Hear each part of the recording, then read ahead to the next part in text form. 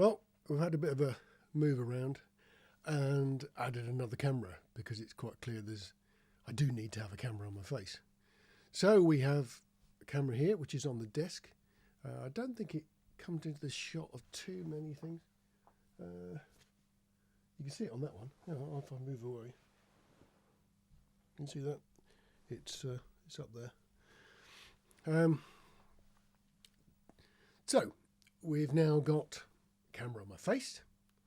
We've got the camera up the top, which is still overexposed, but there's nothing I can do with that because it doesn't have a manual exposure on it.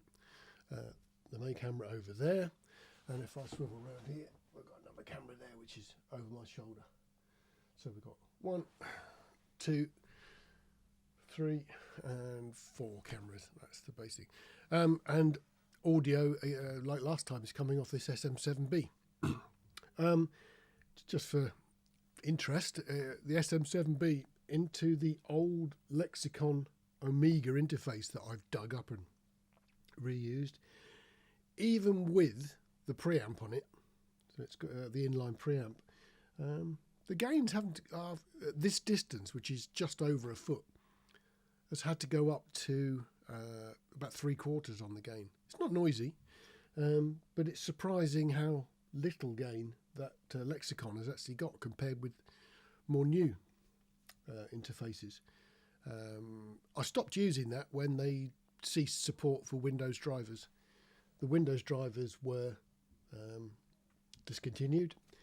New computer meant I couldn't use that interface anymore, which is a shame, but it's working all right now.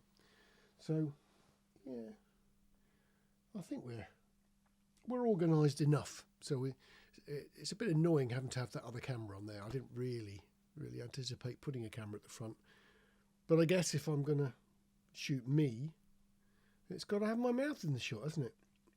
Lots of people would probably say maybe that's a bad idea, but you get the idea. So we've got 4 cameras. We've got I didn't explain the cameras, did I? There's 2 JVC 750s over here. So the 2 750s are at the front here.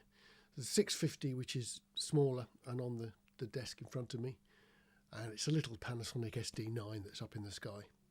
I've used that for years. It's ancient now. I first took it skiing before I even bought a GoPro. So, it's a bit long in the tooth. Video gear, I never ever do state of the art. There's very little point doing state of the art with video because the price every time a new item comes out is quite unlike audio. The price for new video gear that's state of the art and umpteen K is just ludicrous. If you leave it 3 or 4 years, the prices settle right down and you can pick up either old stock or lovingly looked after sort of as new second-hand kit quite cheaply. And I've always done that with video. With audio, I tend to buy new mainly. I don't really know why. I mean, I'm a great lover of buying old microphones, but in terms of new software, new master keyboards, all that sort of stuff, I tend to keep quite current. Microphones, I do prefer the old ones in a lot of cases. My current favourite for some projects are AKG 451s, and as I've got this thing, I very rarely ever get rid of gear. The 451s have come back in and they're doing good service. I've added a few new bits and pieces to the inventory, but video camera wise, I'm quite happy with the old ones. The weird thing was the JVC 750s that I'm using here. These 750s are always talked about if you read the internet as being pretty terrible cameras in low light.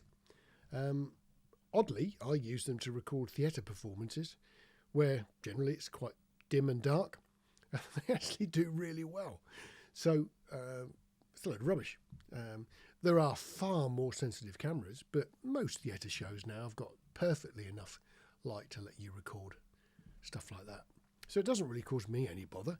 The 750s I like. They're 3/3 inch format, which gives me greater depth of field. Again, I don't go with the trend of shallow focus. I don't want it. I don't want it for two reasons. One, I want to be able to see what's close to me and what's in the distance. And secondly, I don't want to be faffing about with focus all the time. So these 750s, if they're working at f8, f5.6, something like that, then the depth of field easily covers from the front of the stage to the back of the stage, which is what the clients actually want. So you can see everything, you can pick and choose whatever you want to do. That works quite nicely. But I can't be doing with this shallow focus stuff that's everybody's. I did buy a stabilizer, the 650, which is there. I mean, it's sitting on a Ronin arm. I used it a little bit, but being honest, I'm getting a bit old now and I've got a dodgy back, and whenever I use that, I suffer afterwards. Steadicam was completely out of the question, so I figured that the Ronin was a little bit lighter, and with that 650 sitting on the top of it, that's a bit heavy for it really, and it's also a little bit limiting because the camera front to back with the battery pack on, which I didn't mention, the battery pack that pokes out the back of the camera and fouls the back of the Ronin. Should have thought. I measured the camera dimensions, got the arm, and then realised you had to put a battery on it. I guess I could have probably remoted it and gaffer taped it to this. No, maybe not. So that's what I did. So now we've actually got a working studio. I've got no idea why I've moved all this gear in. It just seemed a thing to do for one little job, and it's grown. So I've already started to do some other things. Anyway, that's enough from me. That's enough from me on that one. Certainly enough from me on that one. And bye up there. Take care. See you next time.